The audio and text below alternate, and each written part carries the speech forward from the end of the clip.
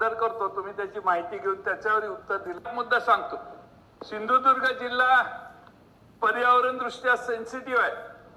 आता या जिल्ह्याला सद्यस्थितीत भूमाफियांनी कसे वेढले आहे त्याची 2-3 उदाहरणं अध्यक्ष महोदय सांगतो.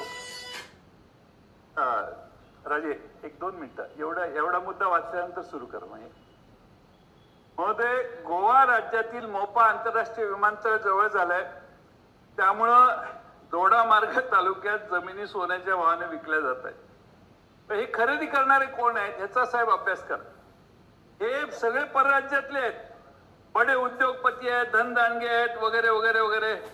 आणि स्थानिक शेतकऱ्यांच्या जमिनी कवडी मोलाने किंवा फसवणूक करून लाटायचं काम चालू झालेलं आहे.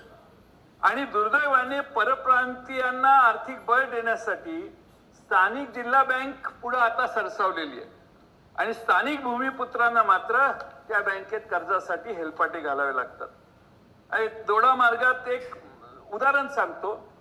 सासोली नावाच्या गावात सर्वे नंबर 157, 199, 200, 198, 201, 203, 167, 170 या सामायिक आणि अविभाज्य जमिनीवर बाहेरील राज्यातील काही व्यक्तींनी नाव काय, विजय कुमार गुप्ता, रीता गुप्ता, विकास गुप्ता, अंजली गुप्ता, यश जैन,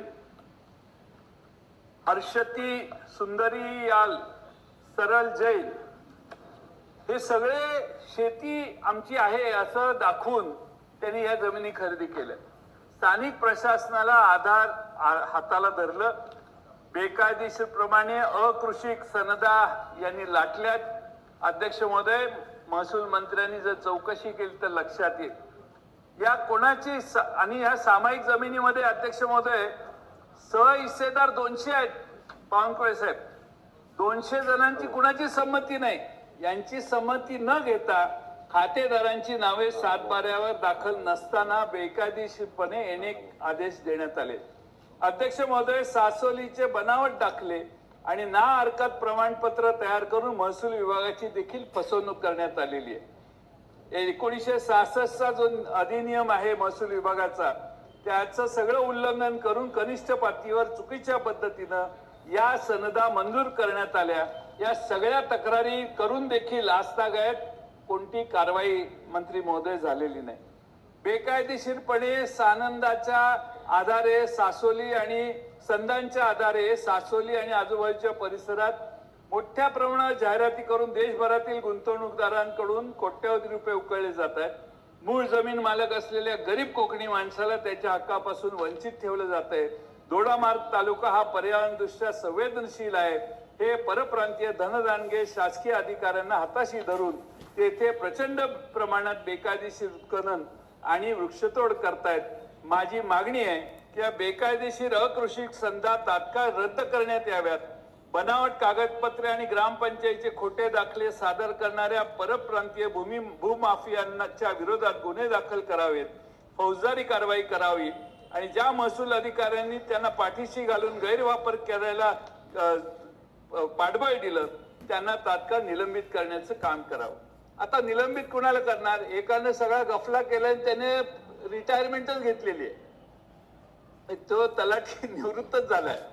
त्याला माहिती होतं की हे काहीतरी वर येईल, त्यामुळे त्याने बिचाऱ्यांनी निवृत्ती घेतली असं मी ऐकलं. आपण खात्री करा. पण अध्यक्ष महोदय, या बाहेरील परप्रांतीय जमीन खरेदीदारांना जमीन खरेदीसाठी सिंधुदुर्ग जिल्हा बँकेने कर्ज दिले. या दिलेल्या संशयास्पद सगळंच प्रकरण याचा आपण खुलासा करा. आणि दुसरं म्हणजे बेकायदेशीरपणे दोडा मार्गात रात्रीच्या वेळी JCB आणि पोखलेन यासारख्या अवघड यंत्रसामुग्रीचा वापर करून डोंगरच्या डोंगर पोखरायचं काम चालू आहे. शेकडो डंपर कोणत्याही वैध परवानगीशिवाय खनिजाची बेकायदेशीर वाहतूक करतायत. धक्कादायक बाब म्हणजे हे सर्व चालताना स्थानिक प्रशासनाने संबंधित महसूल यंत्रणा मात्र पूर्णपणाने हातबल किंवा डोळेझाक करून बसलेली आहे आणि आपला महसूल तर बुडतोय. अध्यक्ष महोदय, मंत्री महोदयांना मी माहिती देतो की झाराप रेल्वे स्टेशन आहे हे बेकायदेशीर गौण खनिज वाहतुकीचे मुख्य केंद्र बनलंय. स्थानिक डोंगर बेकायदेशीरपणे पोखरून तिथून काढलेले मौल्यवान गौण खनिज, बॉक्साईड आणि इतर खनिज कोणती वैध रॉयल्टी न भरता रात्रीच्या अंधारात डंपरद्वारे झाराप रेल्वे स्टेशनवर आणलं जातं आणि तिथून थेट मालगाड्या भरून परराज्यात पाठवले जातात. महसूल विभागाचे ट्रान्सपोर्ट पास, आवश्यक परवानग्या याचा काही विषय नाही आणि शेकडो डंपर रेल्वे स्टेशनच्या परिसरात येतात, खनिज उपसा करतात, तरी स्थानिक पोलीस, RTO सगळे दुर्लक्ष करतात. एवढा शासकीय अधिकाऱ्यांच्या शिवाय एवढा मोठा गफला होऊ शकतो असं मला वाटत नाही.